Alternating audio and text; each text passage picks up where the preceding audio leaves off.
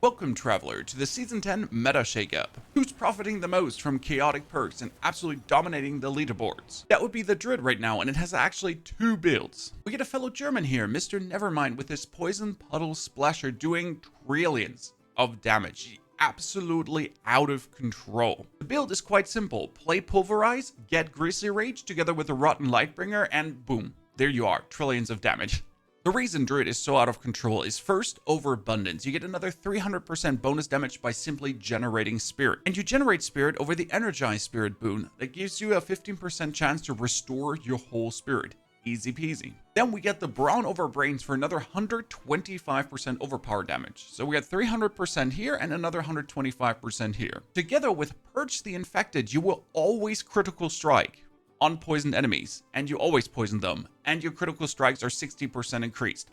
Massive. Now you only need to slap the Rotten Lightbringer on top for 600% bonus damage, and you would be cooking. Unless you get the Rotten Lightbringer as a chaotic unique, and suddenly it's 720% more damage, and you can move your aspect of the Rabid Bear from your amulet over to your two-handed new weapon for 160% bonus poisoning damage. You always do poisoning damage. And funny enough, with another chaotic armor, you could play the Banished Lord's Talisman as a pants for bonus core skill ranks. Pulverize is a core skill, and you get even more overpowers if you're then spending your resource. It is simply perfection. And the best part, if you don't have all those chaos armors and just have a complete normal Lightbringer, even with a 240% low roll, due to the chaotic perks, you're going to be mashing it. If you have Bronze over Brain and the overabundance, together with the Purge the Infected, that's it. You're crazy. Nevermind's planner is landing in the description below, by the way, as all the planners are going to land in the description below.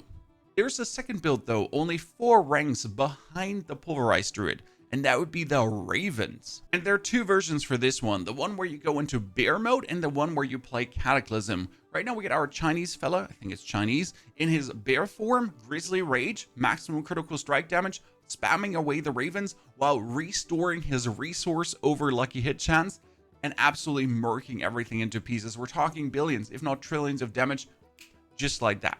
Sadly, we only get a Chinese planner here.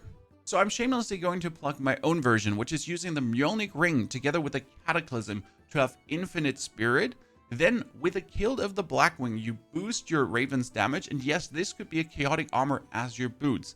Now your Ravens need to be turned into a Nature Magic and Storm skill over the Stormcrow's aspect, and then together with Gathlin's Birthright, you would be getting 3 key passes at the same time. You have your Companion key passive, you gain the Perfect Storm for 80% bonus damage, and the Earthen Might for another 70% bonus damage. And all of this together with the Savagery gives you another 80% summon bonus damage and turning your Ravens into a core skill, then Overabundance with that 300%, and Purge the Infected, giving you the beautiful 60% bonus damage and always critical strikes. Ravens are destroying. The most important part is get Cataclysm to infinite. You want it to have 20 seconds uptime and only a 40 to 35 second cooldown. And then with your Spirit boon, the Calm Before the Storm, your Nature Magic damage skills, Ravens, will actually reset the cooldown of the Cataclysm so you never run out of Spirit. And with the Mjolnir Ring, you can just zoom, boom, and have fun, while getting the bonus movement speed from the Mjolnir Ring and also the bonus movement speed from the Birthright. That's a plus 100%, you're zooming. And since Druid is completely crazy, there's also an Earthbike build and a Boulder build already clearing pit 105. Druid's nasty. Second best class is Necromancer right now. We got Mr. Ranny here on the tippity top with his Soulrift Blaster. Soulrift Blaster is quite interesting because you're clearing enemies by spamming your ultimate as a core skill due to a chaotic perk, and spamming this core skill applies Shadow Blight. So you do shadow damage over time, this stacks up your Shadow Blight key passive, and your Shadow Blight key passive critical strike erupts for actually trillions of damage. Boom. And you're profiting so hard from chaotic uniques. If you actually farm this out, it's mental. First, the key pieces. We need Alter the Balance. It turns your core skills into ultimate skills and your ultimates into core skills. Now you can just spam away your Soulrift. Soulrift will suck out every 0.25 seconds souls out of the enemy and do shadow damage. If you do a lot of shadow damage and apply enough instances of it, you will trigger Shadow Blight. And Shadow Blight gets another 450% bonus damage if you have shadow damage tempered on your gear, which you will have. Then with the aspect of decay, you can stack Shadow Blight up to 5 times for 75 bonus damage. Okay, that's 75 times 5 together with the 450%. And on top, you have the Blighted aspect. This gives you 70% bonus damage whenever you trigger Shadow Blight, and it stacks unlimited for 6 seconds, and then resets and then stacks again. It's a little bit like the overabundance from the Druid, just without a cap. And to make things super funny, we get the Reaper's Pursuit with 19 ranks in it. This gives you 38% more damage for each shadow skill in your bar. 1 shadow skill, 2 shadow skills, 3, 4. The Corpse Explosions, the Blighted Corpse Explosion, so 5 times 38% damage. On top of the 450% and the 5 times stacked 75%.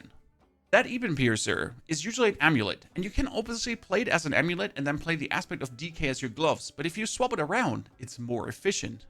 Then you can get the Lidless Wall, yes, the Offhandless Wall, as a pair of pants. And what happens here is that you get main hand weapon damage as an implicit on the tippity top, on top of what you're doing, just boosting your damage like crazy.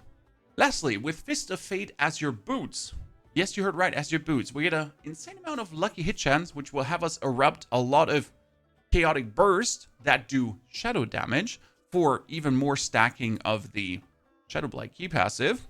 And, well, we have random damage from 1 to 360% that will lead to super trillions of craziness. Lastly, as a bonus, you could have the Air of Perdition together with the Shroud of False Death, but as you notice, you can already play this build without all these things. There's a non-super mythic out version that works as well.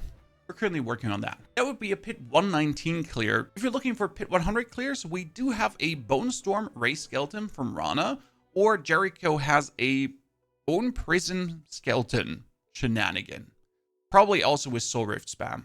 That's Druid and Necromancer down. Then we actually have Mr. Rob with his Spiritborn, not on Barbarian this time, going for the good old Quill Volley Evade Spiritborn. Sadly, there's only a boss fight in the video, so I'm going to show you the gameplay from Mr. Domi, but we're going to go on the build from Rob. And as you can see here, we're spamming Quill Volleys and not dashing around. Yes, that's beautiful. We're still using the Jaguar Spirit Hall, interestingly enough, because despite being slightly nerfed, if you put out massive damage in a row, your Jaguar will just multiply that up like crazy. It precisely says every 15th time you deal direct damage to an enemy with a Jaguar skill, unleash an additional strike dealing 20% of the damage you have dealt recently. Which means we're spamming away the Quill Volley to do as much damage in a short time as possible, to then have the Jaguar Spirit Hall go crazy. Together with the Gorilla giving us more maximum resolve. We have Brawn over Brains with 125% overpower damage. Awesome. And then you're using Alacrity to say your basic skill gain increased attack speed, their dash range is increased by 50%, and the third attack now happens every second attack. That's a bit weird because we're using Quill Volley, that's not a basic skill. But wait, we're actually playing Rout of Kapaleka. Rout of Kapaleka says your core skills are now additionally basic skills and free to cast. When cast on maximum vigor, your core skills consume all vigor to do bonus damage. With the Rout of Kapaleka, we have a core skill that is also a basic skill that can get boosted by Alacrity, and can also be boosted by Sepasontak. Sepasontak namely saying your basic skills deal 144% increased damage and always use their third attack. Every third cast of the basic skill strikes 3 times. With a huge chance for your basic skills to deal double damage. Within the aspect of Redirected Force. In order to now get our vigor back up, since the Rod of Kapaleka is draining that, you need the Ring of Midnight Suns, which has critical strikes, regain tons of vigor. And then you're slamming on the Banished Lord's Talisman as your pants, if you haven't, other Chaos Armor, as you then use up all your vigor with the Rod of Kapaleka and restore it with the Midnight Suns. We're going to get tons of overpower critical strikes out of nowhere, leading to those billions of super damage. Now to the bottom 3. That would be Sorc, Barb, and Rogue. And when we say bottom 3, I mean it's 126 versus 113. There's room for everything. It seems quite balanced.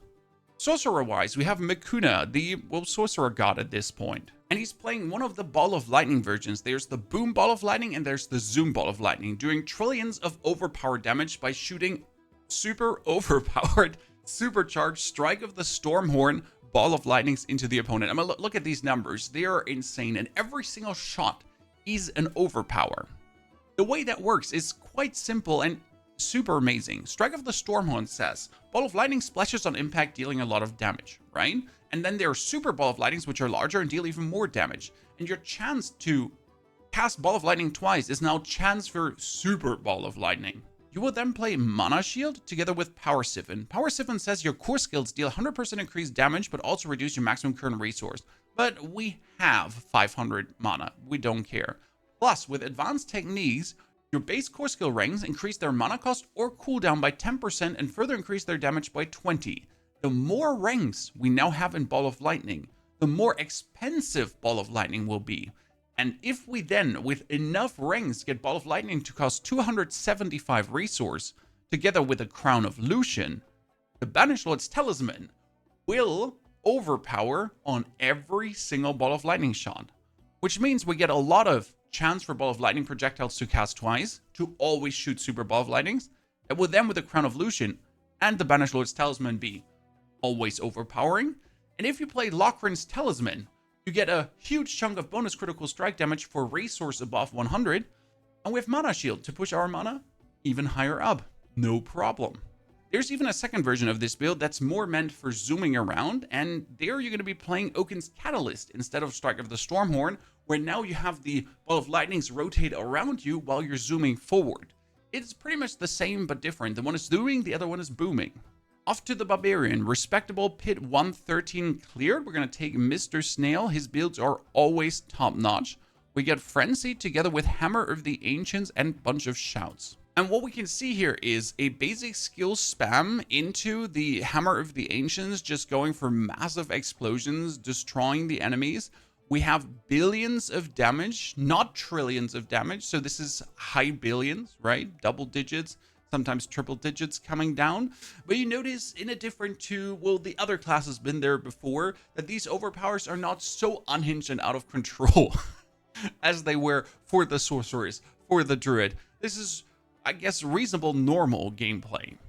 And the build is a return to the basics, because we get our Mantles of the Mountain's Fury, which has the Hammer of the Ancient explode our earthquakes, and then we're going to make a lot of earthquakes. With our Ground Stomp, with the Lith Tack Rune combo for more earthquakes, and then we get the Crown of Lucian to make our skills cost more, so the Hammer of Ancient goes for a super banger hit. And we get the Fist of Fate for maximum lucky hit chance as a helmet, plus the Ugly Bastard helmet as a boost for more fire damage, because our earthquakes are going to do fire damage, and we're going to do fire damage with the earthquake super explosions. While our seasonal powers give us 20% bonus damage for each 10% life missing, then we reduce our life permanently to 50%, and you've seen it. His life was always around 20-30%, constantly filling up, going down, filling up, going down. And your equipped shouts are always active with 50% increased effect, but the maximum current fury is reduced by 20% per shout equipped.